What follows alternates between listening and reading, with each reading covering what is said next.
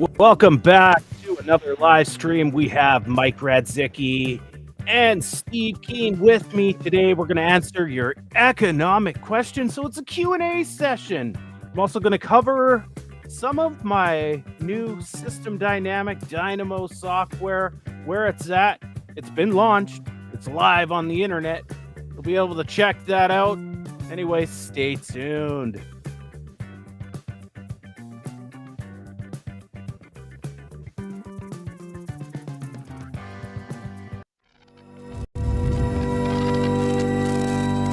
You are now relearning economics.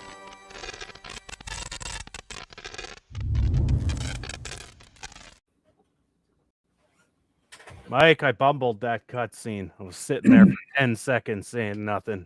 I don't know what happened. Everybody, no worries. Make sure you say hello in the chat. Get your questions in there. Put a Q in front of the question or a question in front of the question. I'll bookmark them. We will answer them.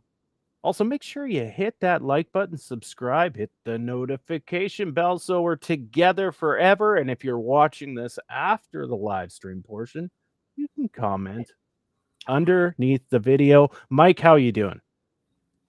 We're doing okay. This week we adopted or rescued a puppy from Mississippi.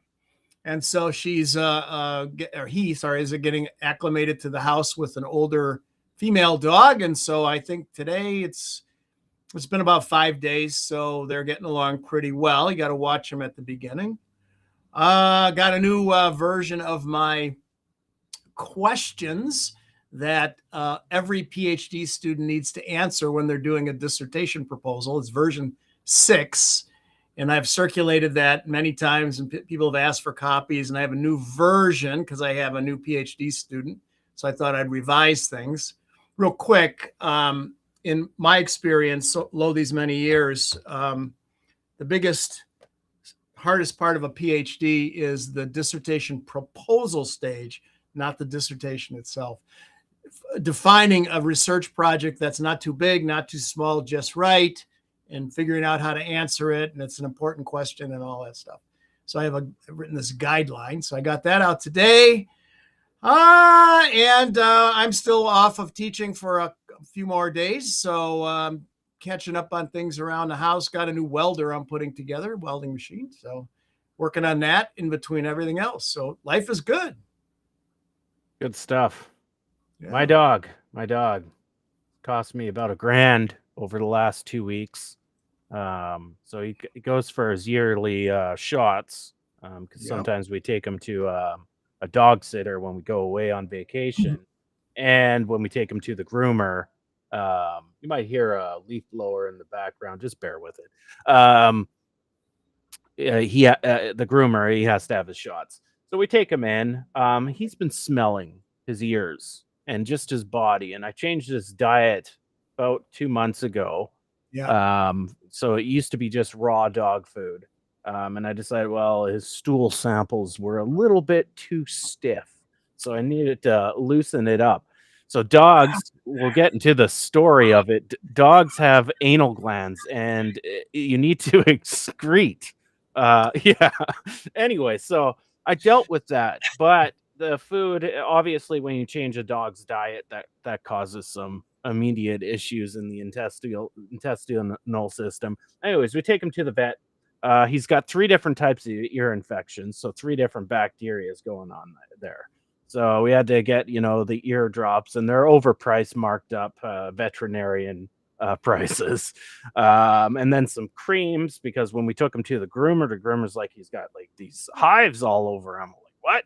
Because he got so hairy, I didn't see his skin, right? So he's a Bernedoodle. You got to get him trimmed every few months because they don't shed. So anyways, and so we had to get cream for that. And then we had to go back and get the shots because the vet wanted to see how he'd react to the ear drops and all that. He's fine now, but that was a bit of a... You got to watch the ears on dogs because they can get infected really easily. Yeah, especially floppy-eared dogs where they're hanging over and it gets wet on a rainy day. And it's always been a problem. And doodles in general always have had that issue with the ears. Steve is on the show. Let's bring Steve on. Oh, there he is. Yeah. I wish I was into welding, mate. I had a better week than you, than I've had. So congratulations on your sensible, well-grounded week. I could do with one of those. Steve, aside from the surface level stuff, what's going on this week? What happened? What are the interesting stories? Oh, mate, I'm sick of this. I mean, I saw a post by Richard Murphy where he said he's tired. And you're tired of war. You're tired of being afraid to turn the TV on or to turn the computer on first thing in the morning to see what the next bloody disaster is coming in from outside. And yeah, that's the background. And you know, the thing I'd rather do like now is lie on a beach and wait for the tsunami to arrive and get a suntan in the meantime. I think that's about the sensible approach at the moment. So I'm up to here somewhere with the state of the world right now, and I'm going to be the grumpy old bastard in this particular episode. I suppose that's normally my normal personality, but on steroids. Thank you, charming. Thank you, charming. That's situation normal. Yeah, that's exactly how we need it on this show. Just like every other old week. Bastard has arrived. Yeah. Not the fat bastard yet, but that seems to be happening with age as well. But definitely the grumpy bastard. So I told Mike, and in the pre-show and then intro that I will be doing questions today. So everybody get your questions in, put a Q in. Doesn't matter what the economic question is, social dynamic question is. If you've got the question you want Steve to answer that question or Mike to answer that question, put it in the chat. But until those start rolling in and people start rolling in, I've been working on I guess I'm a custodian of the Dynamo code. And so I launched the website. It's simple-sd.com. I launched the first version a few days ago, and then last night I stayed up till about 3 a.m. and did version 2. So I gotta walk everybody along the story about Dynamo. We covered it last week, so I don't have to say what it is. It was the original system dynamic code. And Mike had raised some issues, and they were just small issues with, timestamps. Put in the JK, it wasn't being activated. I did some searching and found out, okay, I made some mistakes in the code, yada, yada, yada. And he also mentioned some books. And I had one from, what's his name? He's out of New York, Mike. He's got George Richardson? Yes. So I have that book, but it's not exactly the Dynamo manual. I also had the second edition of the Dynamo manual, except it was basically punch card Dynamo. And it doesn't have any of the latest features. So Mike pointed out a book during the show, and I watched the show after, saw the book. I'm like, okay, I can find it on the internet library, but I can only borrow it. I can't download it to the computer. So Python, my best friend now, I just invented a script, and in the program, I can't remember, Ethium or whatever it's called, that you have to read this PDF in. I created this script that opens that program, flips the pages every 2 seconds, takes a screenshot. So now I've got these 150 screenshots of this book that I'm not allowed to download onto my computer. Keep in mind, the author of the book, I forget his name too. He's long dead, so it doesn't matter. Jim Linus? No, it's starts. His last name starts with an R. You might be able to look on your shelf there and see the name of the author. Is it a single author? It's not George Richardson. No, it's the Dynamo manual. I think you mean Jack Pugh? Yeah. Is he dead? Jack. Yeah. Yeah. Okay. So good. He's not good that he's dead. Yeah. He's not expecting any royalties, right? Mind. And to be honest, he would admire somebody keeping the legacy of the code going. Oh yeah. So, anyways, and I think I knew Jack well. I think he probably would. Yeah. Yeah, and I won't be sharing that on the internet myself. People can find it if they want, anyways. So I take the pictures, and I'm like, okay, well, I need to have my co-pilot read this in my VS Code editor. And well, they can't just read PDFs, but ChatGPT can. So I batch load it 10 at a time. And he disappears on us again.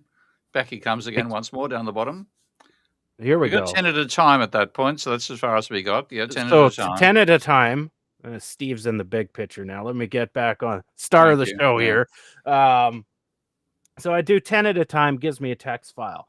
And then I copy and paste all the batches together, give it to my Copilot, and I say, identify my code, what I'm missing. So I need to dial it back a bit here, a little more. There are essentially four official versions of Dynamo that stretched over 30 years.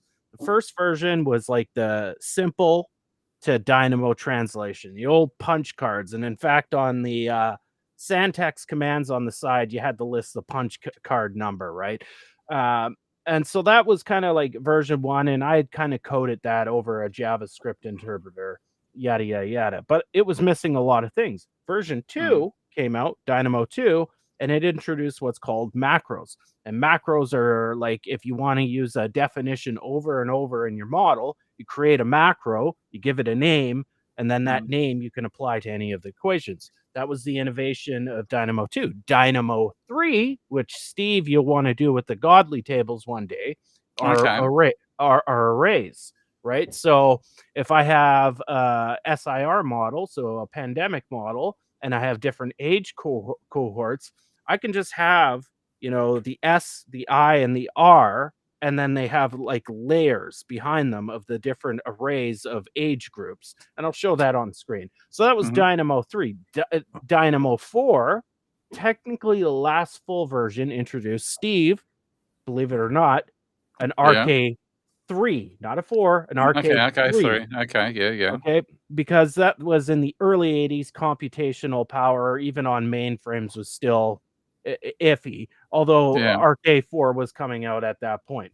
Yeah. So that's Dynamo 4. And then they had Dynamo F, which is Dynamo for Fortran. And that was like a gaming version of Dynamo. It actually limited some parts of Dynamo itself to run on like little micro computers, as they called them at the time. And you could game a model. So you'd run a model a certain amount of years. The user stopped it. Then he changed some parameters. Great for the beer game. And then run the model for a couple more iterations.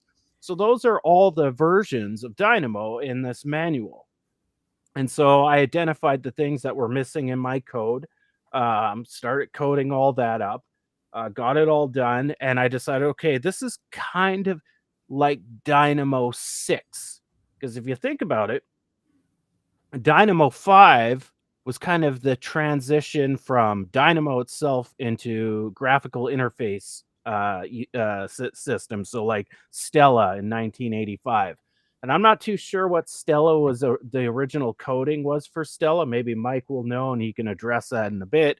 But I imagine everything was based on that original Dynamo code. So it's kind of like a transition period. So if I may real quick, there was a version called Micro Dynamo when the IBM PC came out, and when we were transitioning off of mainframes, they had a Micro Dynamo, and I think that might have been the last version actually. So that, like I said, that would be kind of the technical Dynamo 5, right? So that's why in the background, even though I can't use the name Dynamo because another company uses it, in the background, I'm basically running Dynamo 6. And Dynamo 6, my innovation, and it doesn't sound big, and I'll explain why it's not big, is I added units. Never had dimensional analysis on Dynamo. But the reason why it's not big is because any additions I add to Dynamo, so I'll add a fourth order solver. I don't want to ruin the tradition, right? Because I want to be a custodian of that code. It's not about innovating to make a better system dynamic program. It's about preserving that code and making sure it's up to the basic modern standards. So any upgrades on the code I do will be very minimal and very, shall I say, respectable to its history. I'll respectful. Let's actually get that Canadian. Yeah, respectful. Okay. It's respectable. Respectable is the whether it's you're a respectable person. Okay, respectful is a project that tries to maintain the integrity of what it's supporting. So respectful. Sorry. fucking Nazi grammar. There you fucking go. king right here. Grammar Nazi today. Yeah. Got to annoy somebody. Let's bring it up. Bring it up here on screen. By the way, I just tried to get there and my virus checker stopped me. Blocked access to a website, simplesd.com. And you got a dash? Do you got simple-sd.com? That's it. Yeah, simple-sd.com. And like if I'm getting blocked access to websites from Zone Alarm. So I'm going to just I can click on and say need to visit the site. This is probably getting recognition for it because this sort of stuff happens to Ravel as well occasionally. So I'm going to go click on now. I said click anyway, not recommended, and I'm waiting. Anyway. Yeah. Anyway, so you take your computer's so fucked at this point it wouldn't matter. Yeah, I know. It just wants to have a nervous breakdown because it wants to keep me company. So okay, I've got it. Well, it's simple now. So I haven't had any reports of that issue yet, and so I use the backend database. It's called Firebase, and it's Google, and it's the cloud service that saves the models, does the login things. But there is one thing I still have to do is authenticate with Google Cloud. It's kind of like Windows and Russell when he has you download the exe and it says this file is dangerous. You ignore it. I have to register with Google Cloud. It might be causing that if you're running on Chrome. So anyways, I'll bring it up.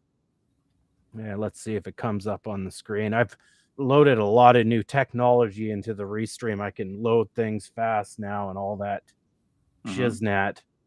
So anyways, this is the website. I'll go through it here. Oh, not so fast after all. There we go. So it's a basic front page. Obviously, it's just kind of a promo. It says what the code is. It's history, Dynamo, J Forrester, yada yada yada.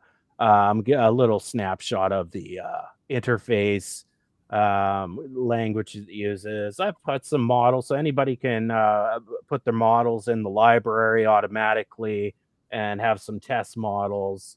Yada yada yada. So I am doing a lot of consulting, so we'll just do the consulting model. In order to run the interface, gonna have to sign up, create a user profile, and then save. And so see this, continue to simple SD and then Firebase.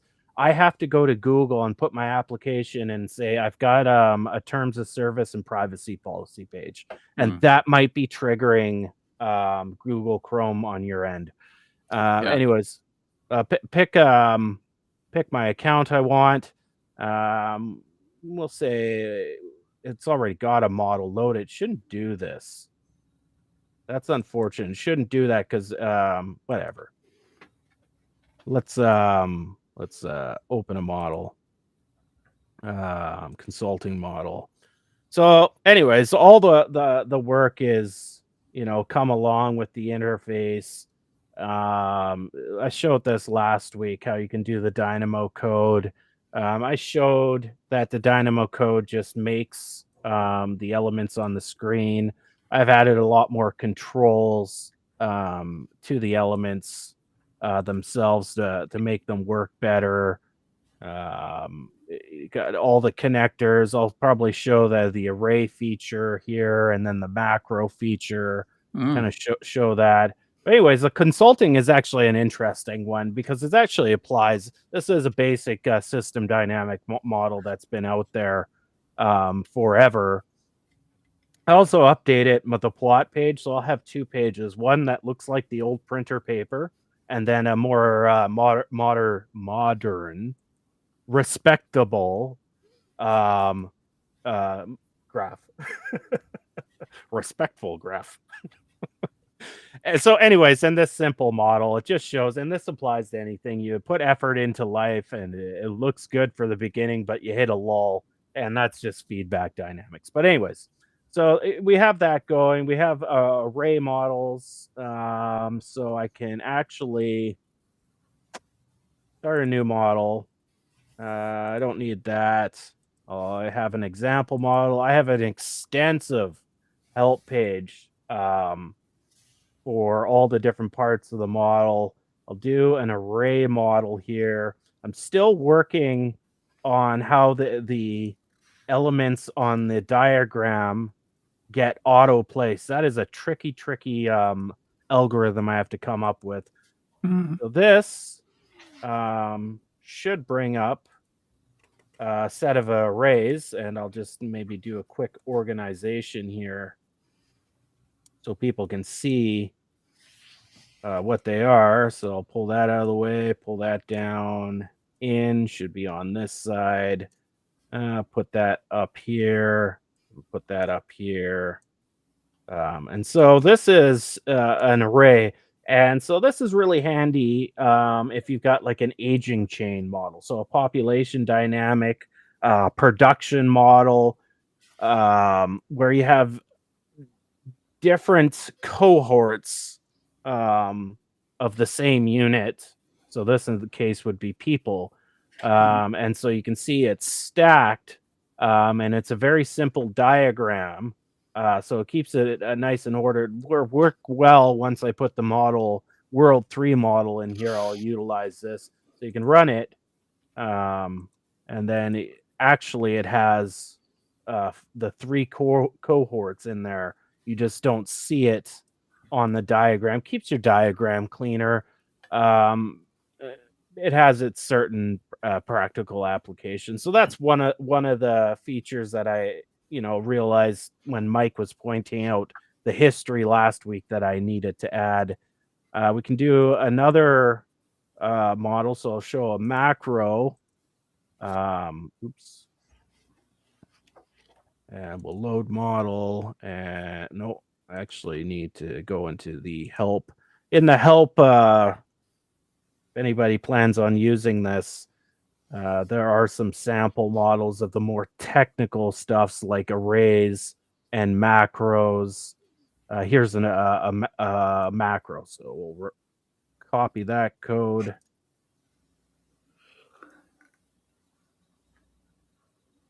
Put it in. And so you're not going to see the macro on the diagram. So I'll highlight the code. So in Dynamo, you put your command for macro, you name your macro, you name two pseudo variables, an internal variable that's only used in the macro down to the end, and then you do your equation. This one's just the smoothing function. And then you can take my smooth and apply it anywhere in the code like a function. And so in this case, the smoothing will need its initial time because it's a stock, and then its time constant, how it smooths over time. And that then runs the model.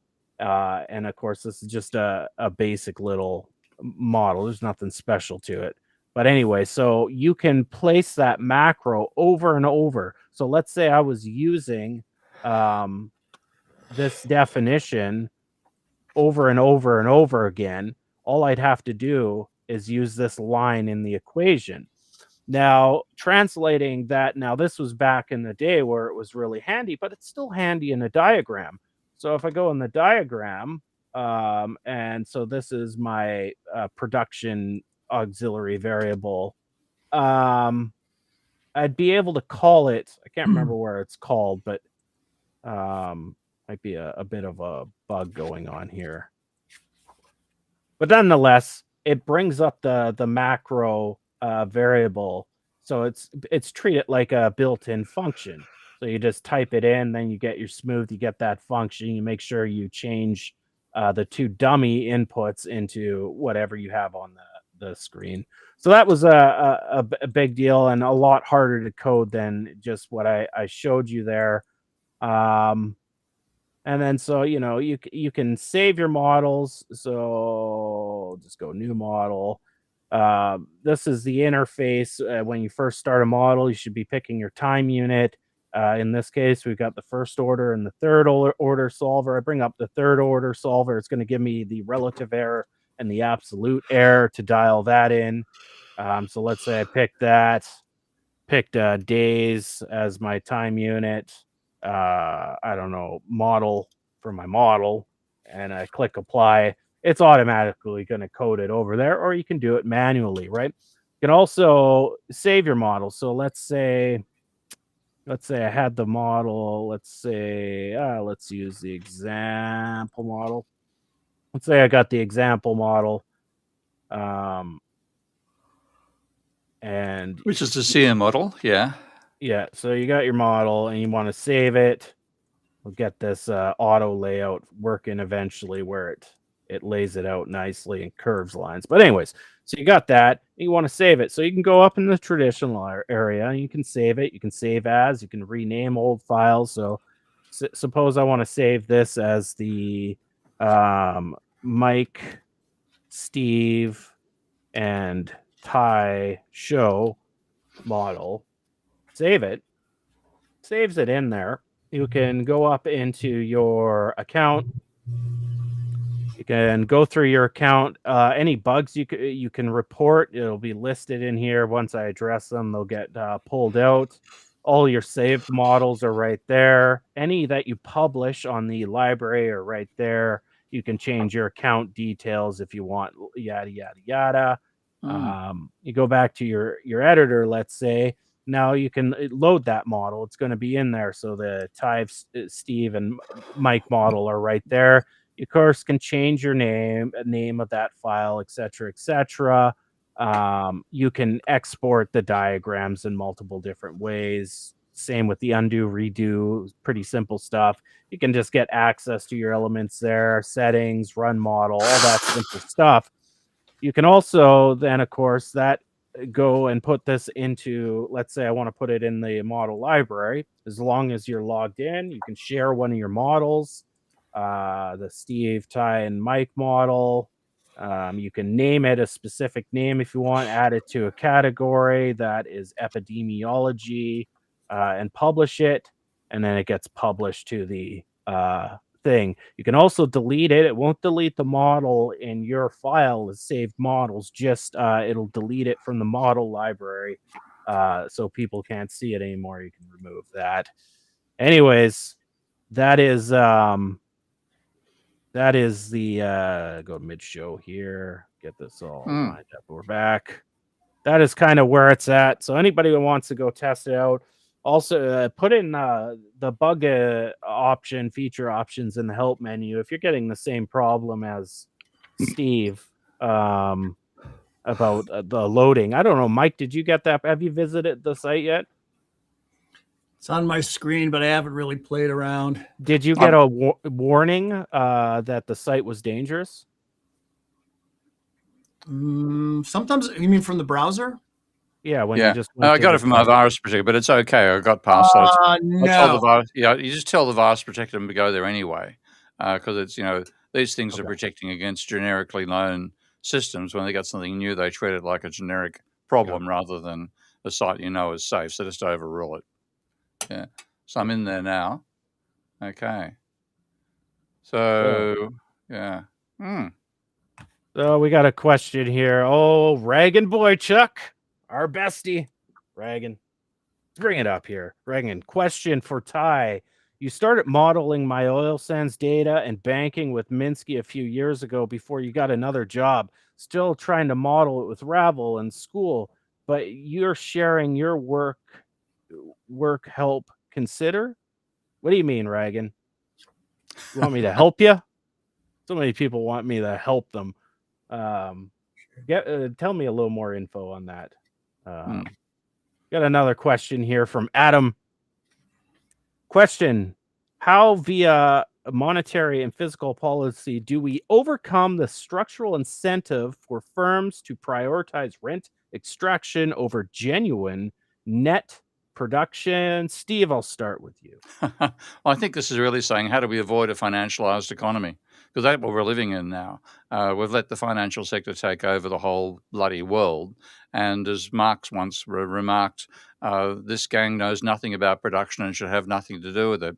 So we end up with a system that's dominated by speculation rather than attempts at real investment. I think you've got to basically tame the financial sector.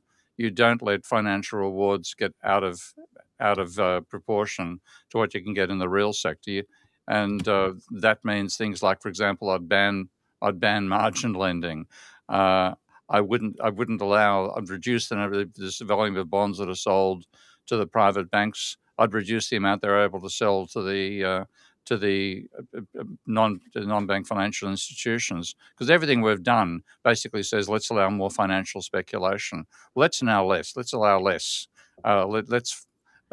make it possible for banks to only make a profit if they support real production rather than speculation. So I think the incentives are just overwhelming. I wouldn't say it's by monetary and fiscal policy. You've got to redesign your fiscal system and your monetary system to stop letting financialized behavior dominate.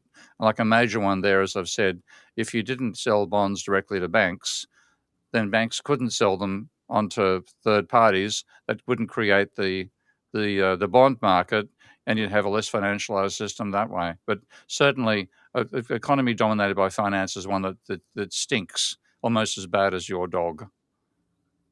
Mike, anything to add on to that? After my dog, Yeah, I mean, it's a function stinks? of the political system. I mean, I pulled up the quote that Steve recounted last time, I believe, from Adam Smith. People of the same trade seldom meet together, even for merriment and diversion, but the conversation ends in a conspiracy against the public or in some contrivance to raise prices. Well, you could modify that. You know, business people, their lobbyists meet with government officials and they seek rent. They seek ways to make more money. Whatever happens behind the scenes is not, two lines crossing at a point, supply and demand and perfect competition and what have you. So how do you stop that? Oh, gosh, I'm not entirely sure monetary and fiscal policy are the tools. It's probably putting people in handcuffs and perp walking them with the, Justice Department or something. Let's get Marx on the same front, because this is one of my favorite phrases. This is from volume 3 of Capital. And he's doing a bit of calculations about dividends and bonuses and stuff like that. And then suddenly just goes into a rave and says, talk about centralization, ! This credit system, which has its focus in the so-called national banks and big money lenders and usurers surrounding them, constitutes enormous centralization and gives to this class of parasites the fabulous power not only to periodically despoil industrial capitalists, but also to interfere in actual production in a most dangerous manner. And this gang knows nothing about production, and then he says what he means is should have nothing to do with it. So he totally down on letting the capitalism be dominated by the finance sector. And again, I couldn't agree more on this front. We've let the finance sector dominate, and that's where a lot of the stagnation of capitalism has come from. So, Ty, I wanted to just add another little this, that, or the other to your dynamo thing.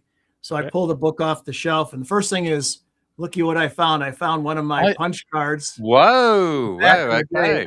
I ended up, when we switched away from punch cards, I started using them as bookmarks, which is where I found it. What? Or I had to take, for my PhD, I had to have reading knowledge of a foreign language. So I selected Spanish, and I used them to make Spanish flashcards to pass my Spanish exam. But at any rate, yeah, this is how back in the day you have to do it.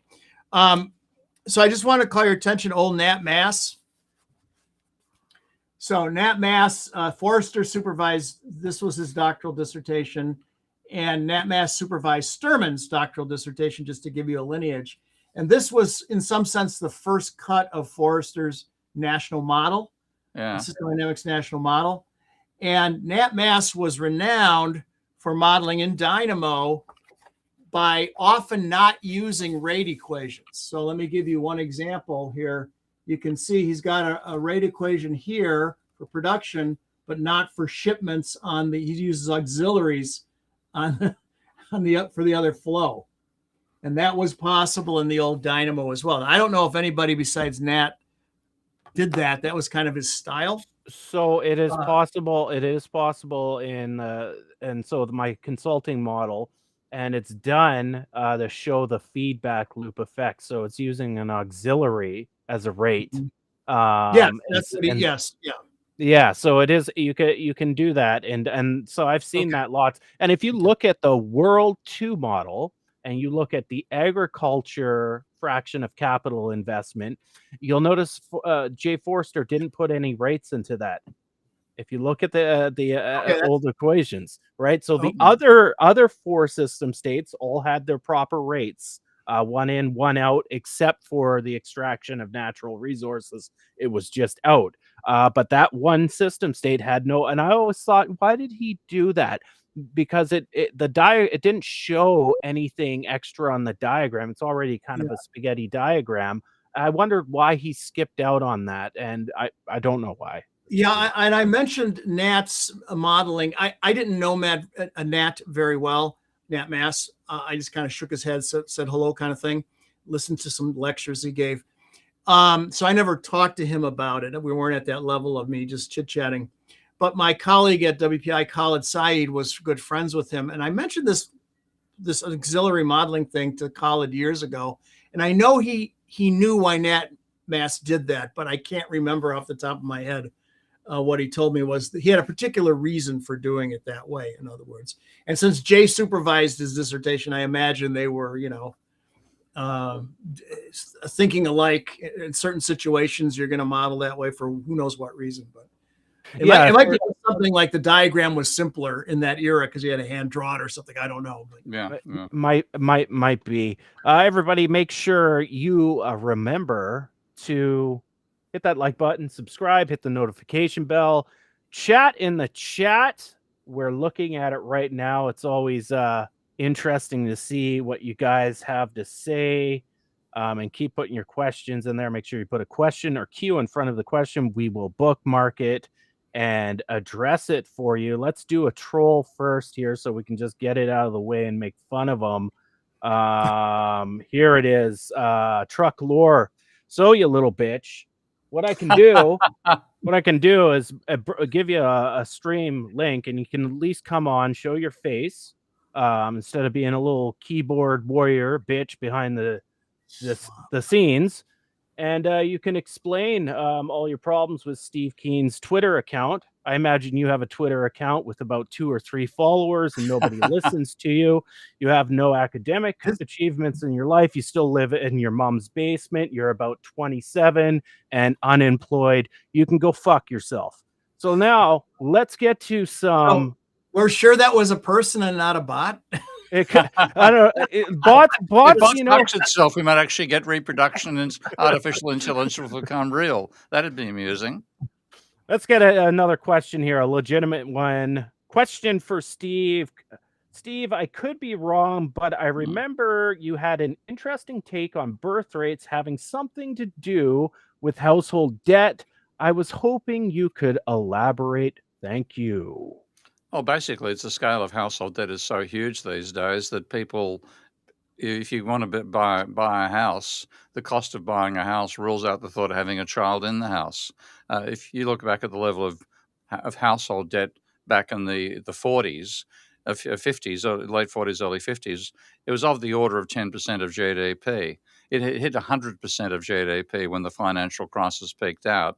10% of GDP, the amount of money you need to devote to pay interest on debt is fairly minor, and that's one reason you could, if you have a sole normally male breadwinner with a non-working wife and 3 or 4 kids was quite common during the 50s and 60s. That's, think of Happy Days. That's the fictional version of the same. And people weren't worried about their credit card debt because they didn't have credit cards. You had cash, and if you were going to buy something, you do it on lay-by. And the mortgage debt you had would be trivial compared to what it is these days.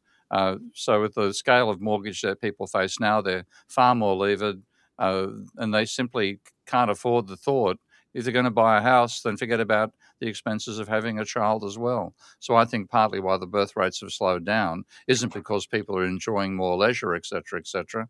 They're paying more to service their debt to the banks, and they can't afford to think about the option of having children.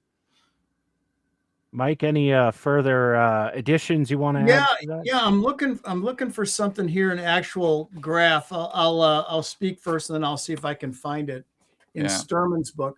But when I was visiting out at MIT years ago, I took all of John's classes, And his classroom stuff ended up being in this book. It was like, this is great. All my notes are now in a book. It's really great.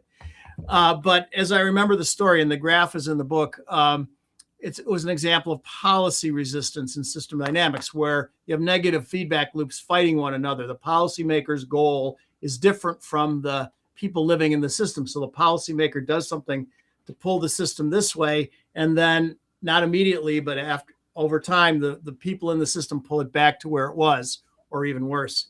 And the example was the birth rate in Romania.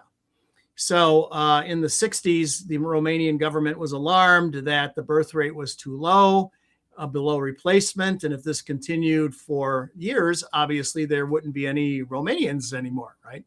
So what to do about it? Well, at the time, there were all sorts of things that made having babies easy.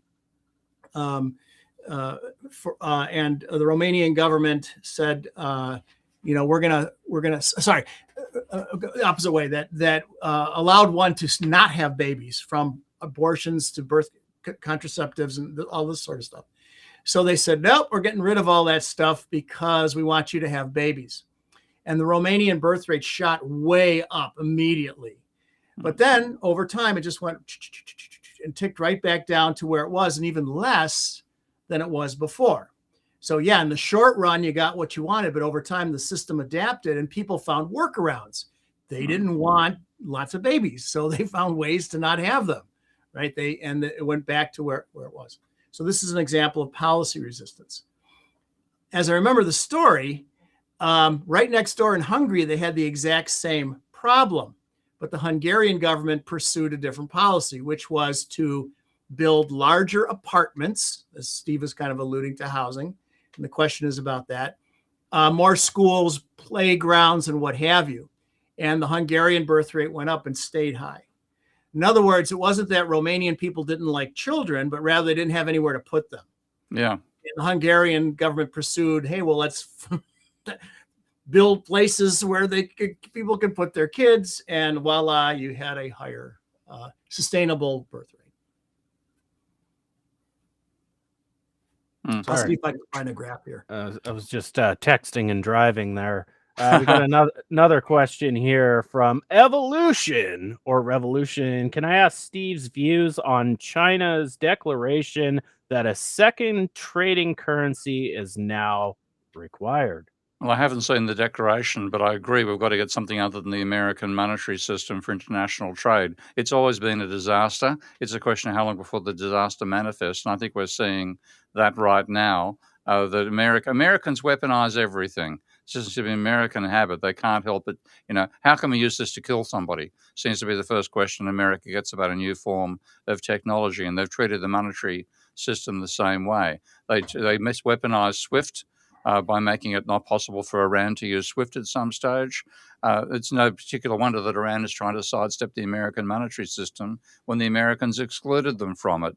So we need something which isn't weaponized. And my preference always is to go back to something like Keynes's idea for the Bancor, where you use a specially created artificial unit of account for international trade rather than a national currency. But the second best is to have a basket of currencies, or to have more than one currency being used for international trade. The disadvantage for China, of course, if it becomes the yuan that's that way, is that its currency will start to get valued upward, and that's going to partly undercut its trade deficit trade surplus right now. And China wants to maintain the trade surplus because that's partly how it finances its incredible rate of industrialization. So it's necessary, but I hope China's got more intelligence than America in wanting to have an alternative currency, but not make it its own national currency, which would just mean it suffers the same eventual fate as the American empire. Mike, show your thing. Oh, let me full screen you. Okay. Yeah. So that is from John's book. You can see then the birth rate shot right up. Oh, yeah. And then it went back down. And then when I took the class with John in like 1990 or 91, it was just the bigger graph. And then when the book came out, he said a student from Romania who had additional data, so he added that to the book. But at any rate, that's an example where short run you get what you want, and then the longer run the system adapts and it goes back to where it was or even worse. right? Because people find work. So and what's the policy takeaway is you've got to align your goals, right? When the goals are at odds. So why do we have a war on poverty to this day, even though we've spent trillions of dollars trying to fight it? Why, as B.F. Skinner would say, paraphrasing, if the ancient Greeks were magically transported to the present day, they would understand absolutely nothing about our technology, but they would understand absolutely everything about our socioeconomic, environmental problems, because they haven't been solved in all these thousands of years. And the answer is, well, from a feedback perspective, either there's policy resistance, the goals of the policymakers and of the people who live with the policies are not aligned. So that's a negative feedback loop problem, or it's a path dependency problem where positive loops lock you in to whatever, the imperial system rather than the metric system, driving on the right-hand side rather than the left, all whatever, right? And it's really hard to overcome those adaptive forces.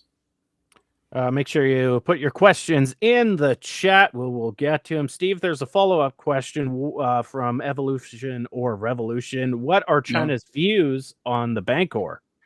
Some time back, the governor of the Chinese central bank put some favorable noises out about it, but that's about 15 years ago. It was after the financial crisis. I don't get time to follow everything that's happening. It's the overwhelming problem. There's just too many too many problems at once, so there's no chance to really follow up on any these days, which I find incredibly frustrating. But I think the perspective of the Chinese was that not to make the mistakes other countries have made. It's like one mistake Russia made was not having an industrial system that meant you discouraged innovation. The Chinese are at the other extreme to that. They over-encourage innovation of anything. So their approach seems to be to have learned from the mistakes that have been made by previous systems. And I hope they've got the same attitude towards the American. The last thing we need is a yuan-dominated international currency system. But if we have, say, 5 or 6 currencies in there, then the more currencies you have, the less it's dominated by any one particular currency. So I hope they're aware of it. And I think this, what we're seeing now at Iran is the end of the American empire. This is the failure event. Trump has accelerated the process by, what would have taken 10 years is now taking 10 days under Donald Trump. So I think there's no way anybody wants to go back to anything resembling an American-dominated system after the catastrophe that Trump has created in just the last year. Gotcha. I didn't notice your question because you're so arrogant. I told you. Do you want a link and you can come look, on the show? Iran stuff melts my brain, and so does AI in the same process. And yes, I haven't got the brains to be able to tell the idea a false one. But everybody's putting out false stuff. I mean, Bibi, is he alive? Is he dead? I hope he's dead. Okay, but you won't know until the whole damn thing. Yes, I do hope he's dead. Okay, I hope Hitler was dead too for the similar reason. I think the latter is. I don't think the former is, though. God, we're never going to know. This is one of these cases. The vision about AI was it's going to make it so much easier to work things out. Now what it's saying, it's making hard to tell fiction from reality. Yeah, it's unintended consequences. Yeah, the AI thing is getting out of control. It really is. Even I'll get duped every once in a while, and I have to tap the brakes and go, no, wait a minute. I'm going to forward it to my buddies, something like, and I'm like, oh, wait a minute. Normally, now I check the replies. Check the replies. You gotta, because it's not only ubiquitous, but it's good. That's right. I mean, yeah. So, and it's only going to get worse. So, for Christ's sake, track law. No, you're not saying it doesn't matter if it's misinfo. It's showing misinfo. One of the classic statements, I've forgotten who made it, but they said the first victim in war is truth. Okay, you end up in the world once you're dominated by. Yeah, sorry, you're dominated by propaganda. Yeah. dominated by propaganda on both sides, and now what we're seeing is absolutely over-the-top propaganda. So give up. There's no way we're going to know the actual consequences of this war until after it's all over. Oh, come on, truck law, for Christ's sake. Yes, we Oh have no, responsibility. Steve, Yeah, that's yeah, that's not how you work with trolls. You bait yeah. them back. I don't You're just feed them. Yeah, you're this you're is pl- troll. you're playing into the I game. know this Let is me troll-like behavior. So yeah, Stop, yeah. You're Okay. still feeding in. Hey, Sorry, truck troll. Bye bye. no, Yeah. Steve, stop. You keep playing in. This is how you address it. Trucklore, would you like to come live on the show and show your face and address these issues like a real man, or will you still be a keyboard warrior in your mom's basement without a job? You should be working on your resume and learning some shit about life. Next question. What do we have here? We got right. Okay, replied. So, Steve, you might know something about.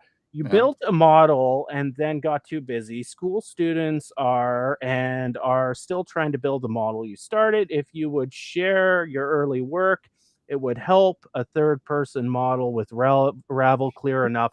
I don't Is have this original model file, to be honest, Reagan. Like, I might have started something, but I'm not gonna lie, I probably have like 3,000 Ravel files on my On something the computer. same. Yeah. So I don't know. I don't know which one you're talking about. Maybe I'll try to take a look What I'm going to later. have to, I've got a when couple they of say people who want to when he volunteer says and help. school, yeah, Sorry? when he says school, there's a platform, a learning platform called School. Is that what they're talking about? That Like, is, yeah, and that's the one my online course takes place on. oh, okay, that Got because about 1,000 people on it so far, and they're organising themselves into really nice little communities working on various projects. A couple of them have volunteered to try to organise all my files.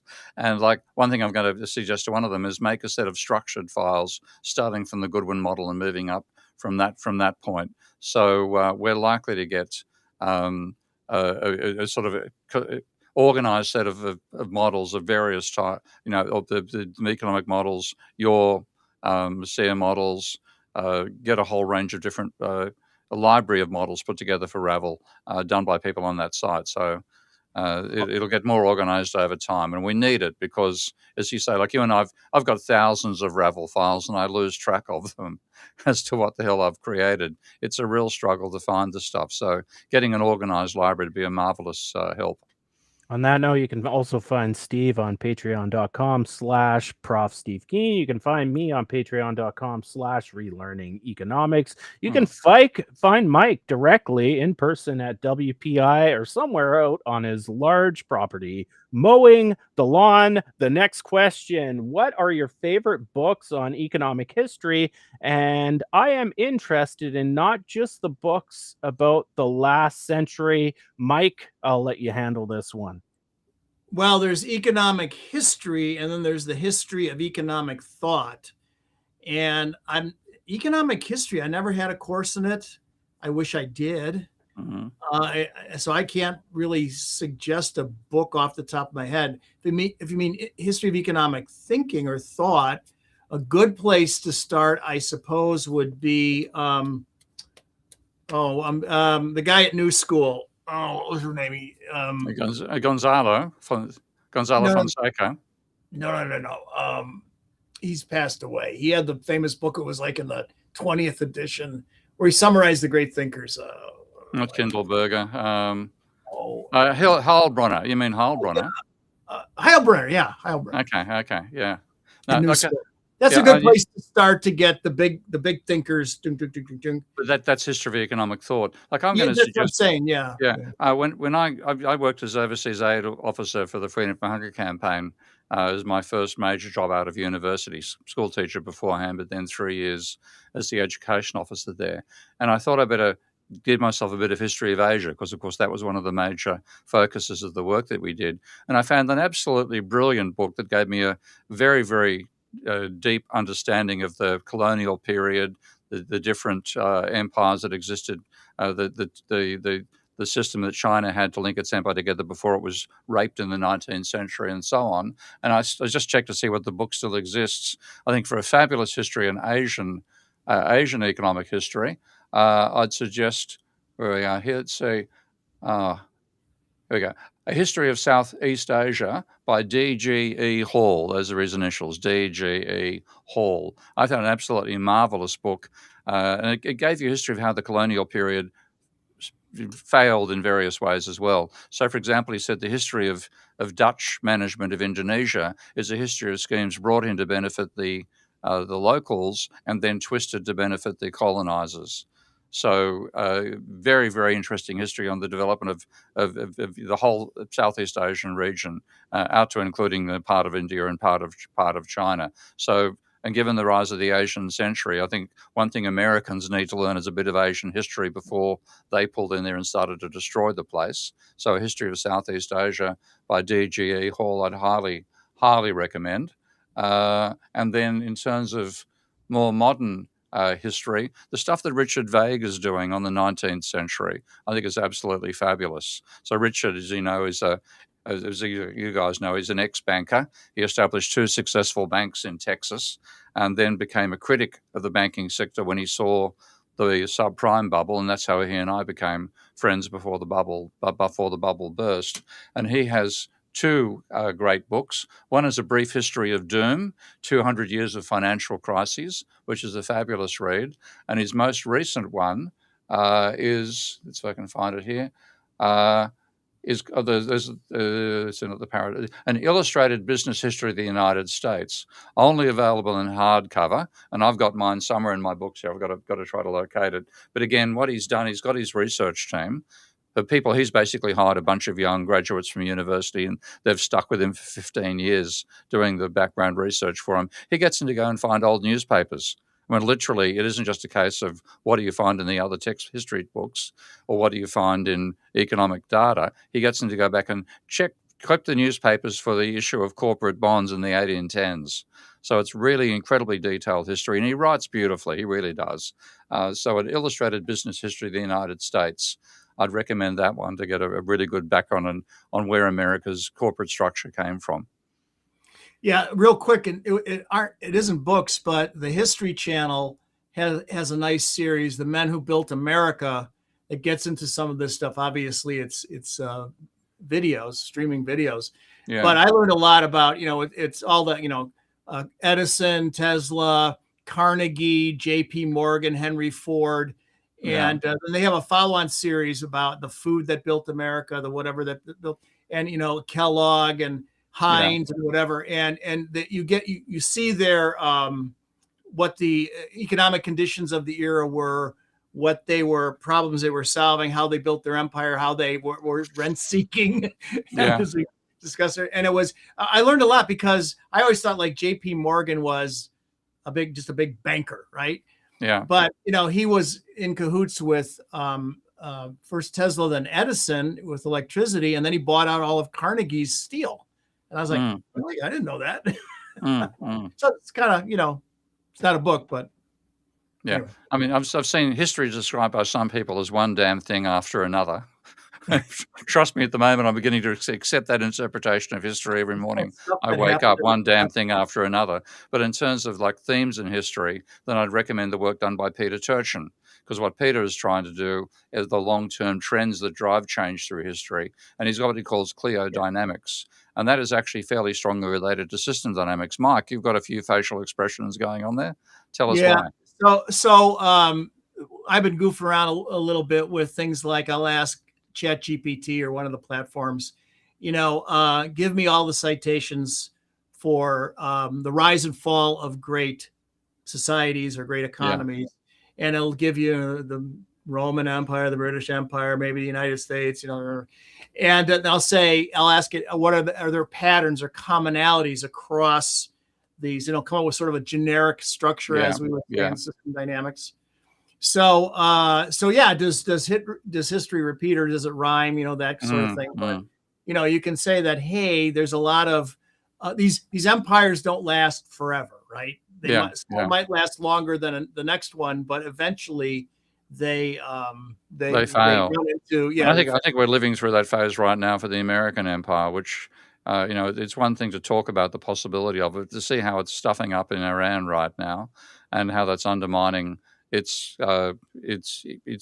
apparent military might, and the industrial decline it's gone through over the last 30 years as well. It's no longer the dominant manufacturing power, and almost without fail, the country that becomes the next empire is the one that becomes the dominant manufacturing power in the process. So I think China's becoming the new empire, and America's fading. This is now the Chinese century. Next question from Nick. What was the name of book or paper about infrastructure development requiring government spending as private banks went returns with 5 years and utilities take 30 years plus? I guess, Steve, you know the Yep, answer that's to me. this. And that's a guy called Avner Offer, who's a good friend of mine at, I think it's Cambridge University. And the book is called Understanding the Private-Public Divide, Markets, Governments, and Time Horizons. Now, it's not as sophisticated as I'd like on the time horizon front. What he uses is net present value, and basically says, want the net present value of an investment, given the time it takes to turn it from putting your money into getting a profit out of it. Once that turns substantially negative, firms aren't going to do the investment at all. So that's the sort of stuff, if you need it, you need the government to do that sort of thing. Dams are an obvious example, sewerage systems, long-lived infrastructure that there isn't a great turnover out of. And if you were going to make it for a profit, you wouldn't make it. So the things which the capitalists are best at is the stuff where there's a relatively immediate return, 3 to 7 years type return. Anything that takes longer than that, the capital cost of raising the money for the private sector, which means either borrowing money or paying dividends to shareholders or having shareholders expecting those dividend returns, the time horizon just gets to be overwhelming. And so in those cases, you need the government to take on those projects. And I think it's a simple guideline, and it's what we should get through this bloody Austrian fog we have to live through. People say, oh, the private sector does everything better than the government. No, it doesn't. It doesn't do stuff that doesn't give you a good return over time, but which you need. And so in that case, you make the divide, the length of time until you get a return, and then also the extent to which the product itself has benefit to people who are not buyers of the product. So obviously, one obvious thing, a dumb population gives us people like Donald Trump in charge. We all benefit from more educated people who aren't stupid enough to fall for a con man. So in these cases, public goods like education, health, and welfare, those are the things you want the state to be providing. The private sector does the things where innovation, diversity, and reasonably rapid returns work better. Next question. This one's for Steve too, but Mike can chime in as well. Hmm. What do you say to folks typically on Novara media, Yeah. never heard of it, who say the UK can't run high deficits like the US because the US is the world reserve currency? Thanks. That's irrelevant. Okay. The thing about government deficits don't sum to zero. This is one reason why I'm picking a bone with MMT over this front. When you have government debt, every government on the planet can run a deficit. Equally, every government could attempt to run a surplus, but there's no way that one government's deficit forces another one into a surplus. Of course, with trade, it's the opposite situation. The sum of all trade deficits and surpluses is zero. So if one country is running a surplus, by definition, the rest of the world has an identical magnitude deficit with that country. So you do have to control trade deficits. I think it's one of the incredible weaknesses of the nonsense that MMT puts on about trade, that if they actually were serious about it, they'd be trying to limit deficits, because according to Moore and Mosley's little ditty, exports are a cost, imports are a benefit, and quote unquote, the higher the trade deficit, the better. If one country runs a high trade deficit, that forces the rest of the world into a high trade surplus. So even if it were true, you'd want to have a policy to limit trade deficits and to limit the people beggaring their neighbour that way, which is what Keynes put forward with Bancor. When Keynes, of course, believed the exact opposite to Warren Mosler. He believed that countries that ran a surplus gained at the benefit of others. So he wanted to spread the burden of minimizing trade deficits and surpluses. So the whole thing, if people are making in Novara media, they're showing they don't understand the accounting. And I'm afraid that seems to have involved 99% of the global population is in that situation. But trade deficits have no impact upon government deficits. Government deficits, on the other hand, if you don't have much of a manufacturing sector, then increasing the government deficit leaks out into a trade deficit. So they are linked in that sense, and that does put a limit on how large your government deficits can be if you don't have a manufacturing sector to support your domestic money creation. And at the moment, the UK, after 30 years, 20 years of deliberate austerity and 30 years, if you go back more to Blair, 50 years if you go back to Maggie, with all that period of time, the manufacturing sector's been trashed. And because you don't have the local domestic manufacturing capacity, then a large part of your government deficit goes into imports, and you don't get the benefit out of your domestic money creation. So they are related that way. But the reason that the UK can't run higher government deficits is because it has let its manufacturing sector decline with the obsession it had that services were going to be the future, and that just simply hasn't happened. Mike, do you want to add anything? Yeah. So as Steve is recounting this, he's mentioned this sort of scenario or this perspective many times here and elsewhere on his blogs and what have you. And some years ago, I don't remember how many, I read one of his blogs where he outlines all this in words. And I said, I'll build Steve a little series of system dynamics models that take exactly what he's saying and show with simulations that he's right. And I did that. And I sent it to Steve, and I never heard a word. Oh, mate, what was it in? Was it in Vincim and Stella? Vincim, yeah. Oh, sorry, mate, I have no idea why I missed that one, but send it again if you can find them. I got to find it because it was some time ago. But the models are very simple. Okay. But it takes you, as you're describing it in words, I'm going ding, ding, ding with the model, and but anyway. Okay, that's great. I mean, this is one of the points. I remember I ran a conference on the history of economic thought at New South Uni decades ago, and one of the people I had was Axel Lionhofer. It was absolutely fabulous guy. But I had another bloke who was a religious scholar, for the British religious scholar. So his focus was on economics and religion, but he made a brilliant point in saying if you read the classical writers like Malthus and Smith and Ricardo and so on, they're speaking in verbal differential equations. Now, the thing is, are their verbal differential equations actually accurate? Because, of course, they're saying them verbally. They're making a verbal guess as to what the dynamics will be. And he said it's quite possible they get it wrong. So he talked about the iron law of wages, for example, which was Malthus's idea that if you increase the amount of money you pay to workers, they'll have more babies, which means you increase the labour supply, and therefore the large excess wages over subsistence fall back to a subsistence level, and so on. I've forgotten the actual, again, this is 25, 30 years ago, but it was interesting the number of models that he managed to generate that didn't have the result that the classical writers thought they would have when you put them in strictly mathematical terms. So I've got to ask you, Mike, did my models pass muster in Vincim? Yeah, gave the results I gave verbally. Yeah, okay. 100%. Yeah, exactly. Well, what you said. Yeah, and we find the same thing in my macro dynamics course. We start with Smith, Ricardo, and Malthus and build a model of what they were saying, and we go forward to the present day. Either it's a verbally written, presented model, a narrative, or a static model, or a difference equation model, or a differential equation model. Yeah. Translate it all into system dynamics so we can compare and contrast. We often find inconsistencies or blatantly incorrect things in famous papers. Not a lot. You find clinkers here and there, things that are mislabeled, or like I can't replicate figure 3, but I think you meant it to be figure 5, stuff like that. Okay. And you're right that when you Balmo called them the magnificent dynamics of the classicals, their sweeping narrative, right? That when you have to be precise about things, right?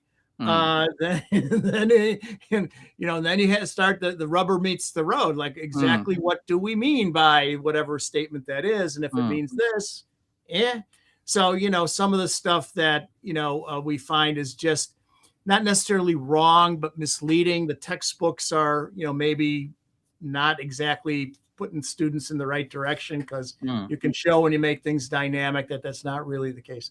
So, and final point is this: when we do system dynamics, like really do system dynamics, Yeah. like in a consulting engagement, almost always what you get is a narrative. You go in and talk to people who know what they're doing.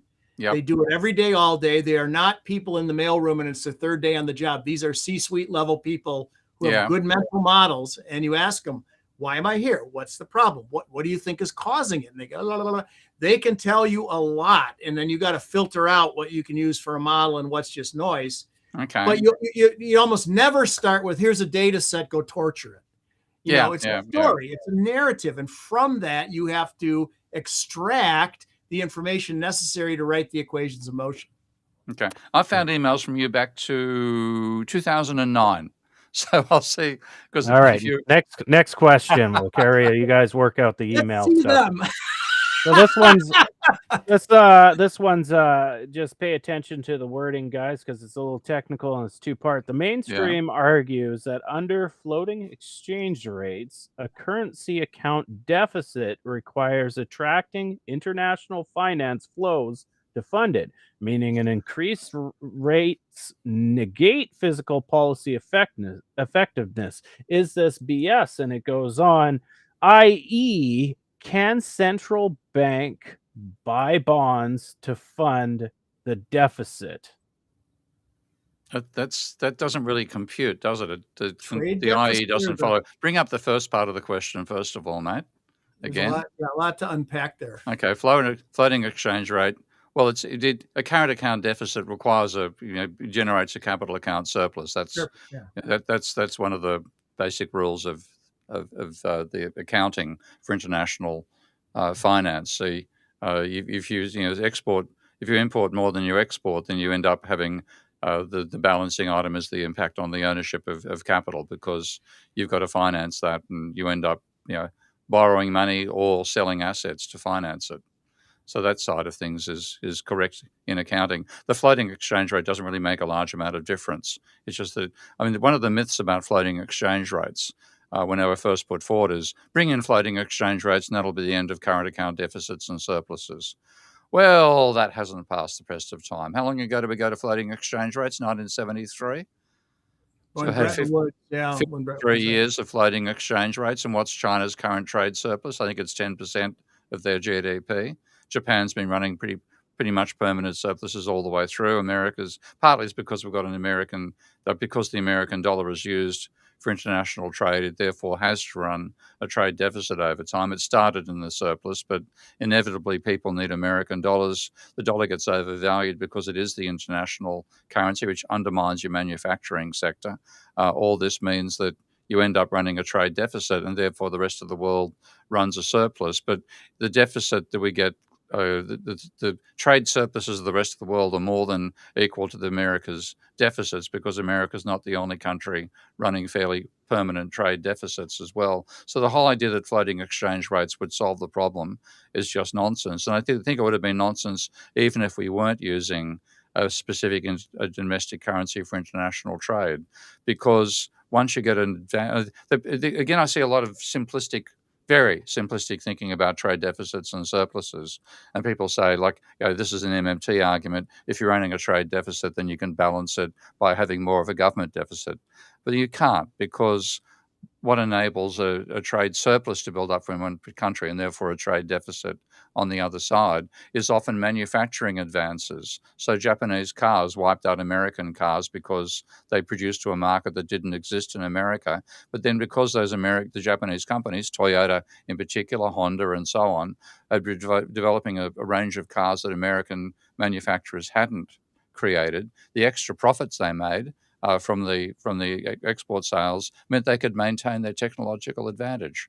So it isn't the case that just get the prices right, you'll get rid of the trade deficit. If you're using that in a dynamic process, you can maintain your lead indefinitely. So it sounds kind of like where this is coming from is, let's say for some reason the central bank, the Fed, let's say in the U.S., raises interest rates and the yield curve moves and the 10-year treasury goes up, mortgage rates go up. So interest rates go up on interest-bearing assets in the United States, let's say. So that's going to strengthen the dollar relative to other currencies, right? Yeah. And so money managers around the world are going to, ceteris paribus, buy more U.S. interest-bearing assets because the yield is going to be higher, right? And they need dollars, presumably, to do that. So it's going to drive up the value of the dollar even more. Yeah. And if with higher interest rates in this scenario, does that mean that a fiscal stimulus, like in an ISLM curve thing, there's crowding out or something like that? I mean, under that rubric or that sort of model, I suppose, yeah, that would be the result. But the ISLM model is kind of discredited. So anyway, that's trying to decipher where that's coming from, Steve. Yeah. Make sure you hit that like button, subscribe, hit the notification bell, so we're together forever. Steve, you know what? I have a nice one for you. This person agrees with you. Hey, Steve, we agree that the housing bubble all over the world, the main explanation is that banks create new money when they lend. Steve, you've got a fan. Well, in fact, the interesting thing, I was talking about the housing bubble in the UK earlier today. I've done 3 bloody interviews already, so I've almost forgotten which ones I was talking to. But if you take a look at the level of private debt in the UK, it's quite different to the American pattern. The American pattern is pretty much as soon as a bubble, a crash occurs, so you have a Berman crash and they fall into a panic and the money supply collapses and so on. As soon as it's over, the Americans are back borrowing money again. Every time you see the ratio of private debt to GDP, it's either crashing in America or rising before a crash in America. The British data, on the other hand, is quite remarkable. From 1880 to 1980, the ratio of private debt to GDP in the UK was about 60%. Just flat lines. Okay? Right until 1982, which was when Maggie Thatcher deregulated the housing market to enable banks to lend to housing purchases, as well as building societies or credit unions, which were the previous ones. Are pretty much the market was restricted to them. And then, bang, the level of private debt in the UK goes from 60% of GDP. Oh, hang on, I've disappeared now. Hang on. No, you're back. You're back. Yeah. Yeah, so look, I'll bring that up on the chart because it's quite a fascinating chart. Just this flat line, and then there's a change in policy. Let banks lend for housing. Bang, the housing debt takes off, and so does the housing price bubble. So wave a magic wand and have a Keynes debt jubilee in the U.S., and in 10 years the debt will be back where it was. You got to tie Americans down to stop them getting involved in ruses. I mean, you know. It's crazy, but yeah, America's capacity to get into bubbles is just ridiculous. I'll bring up the long-term data on Ravel and show that comparison. It's quite fascinating. You guys chat amongst yourself while I try to find it. Well, Mike, how's your day going? Small talk. Yeah, come on. So I noticed you're trolling. I noticed, my camera was mirrored the whole time, and people couldn't see my engineer's brain. Yeah. So that's unfortunate. Steve, what are you doing? Bringing up data? Trying to bring up the Ravel file that's got data on debt in the credit from the 1800s to 2023. I will say, the question earlier about, what should I read for economic books? I wouldn't read any of them. Honestly, just read engineer books and physics books. They're far more interesting. If you want to read a history book, go find an historian, read their book, and you can probably derive the economic situation of that time from reading those elements. If you want to know something about economic histories or schools of thought, I just use fucking ChatGPT. Other than that, the whole fucking field's dry as fuck, so I wouldn't even waste my time. The economists would always tell you, if you want to know what Marx was seeing when he wrote Capital, don't look at any econ thing. Look at A Christmas Carol and Ebenezer Scrooge. Yeah, and all that. that's much more real. So if you want to know about the Great Depression, look at The Grapes of Wrath. Fiction tells much better history than the economics books do. But look at this pattern. This is the ratio of private debt to GDP in America from I've taken it back to 18 10, I think I managed to get the data back to, right out to now. And it's either rising or falling. It's just, we're in a boom, we're in a bust. Flatline for a while, that was a mistake. Let's have a bust followed by another boom, and another bust, and another boom, etc., right through it, including the Great Depression. And then the thing which is different about the post-war period is that the rise in debt it didn't have any interruptions. So in some ways, we got more stability out of the post-war period with a larger government sector, but it just let the private sector accumulate debt until we hit the bubble of the subprime bubble, and then same story back down. This tendency for rising levels of private debt to GDP is just in the American bloodstream.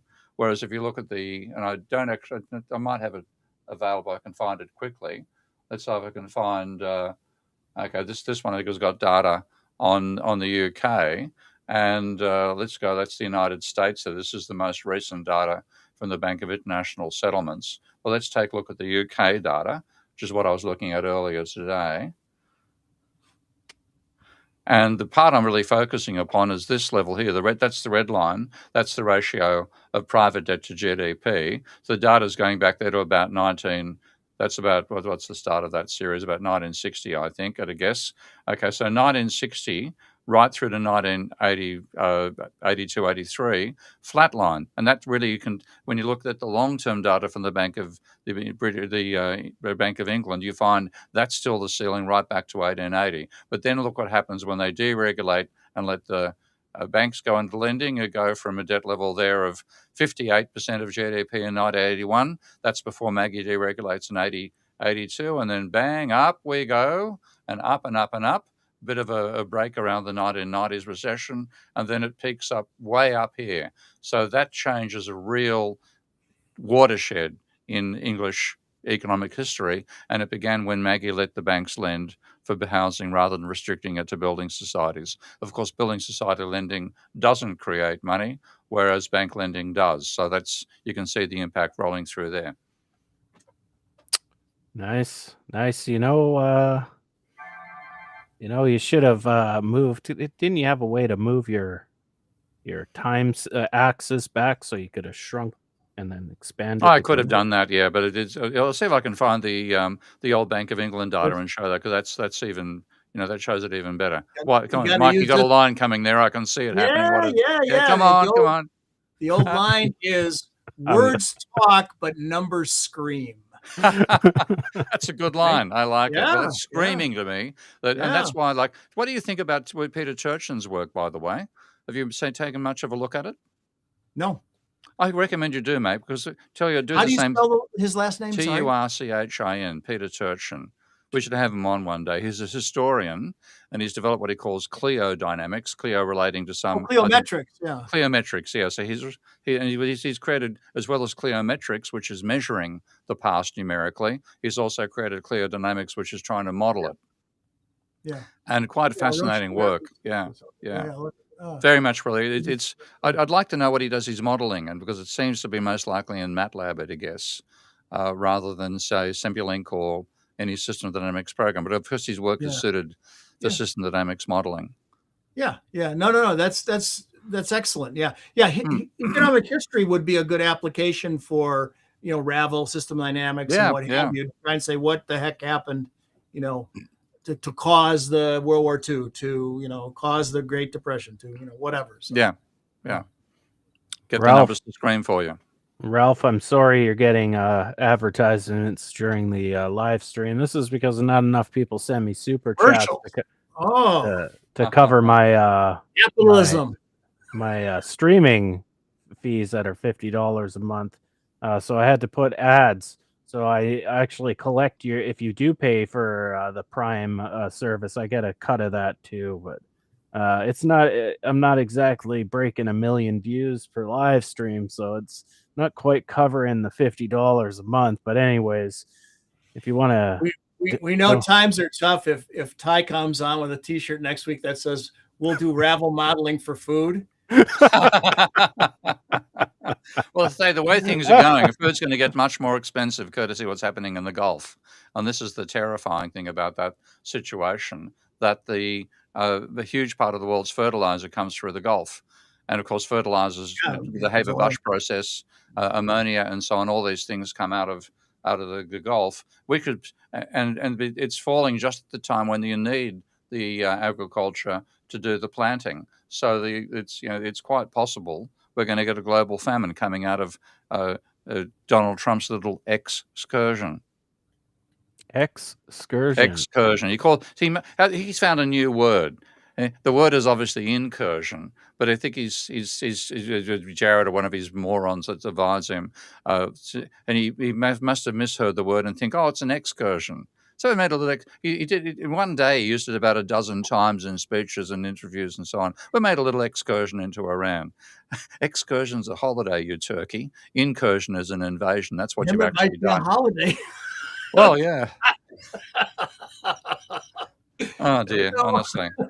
Yeah. I got a question here from Thomas. Thomas says, post-World War II government spending money allowed private debt money to be paid without a bankrupting crash. Post-World War II government.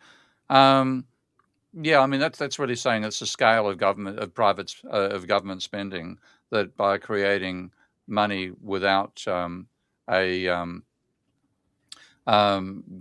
without debt attached to it, then you enable people to finance themselves over the turnover of money, rather than out of borrowing in the private sector and then getting levered and having the potential to go bankrupt. So the turnover of money from fiat created money in the 50s and 60s meant you could actually invest out of cash flow, which you can't do anymore.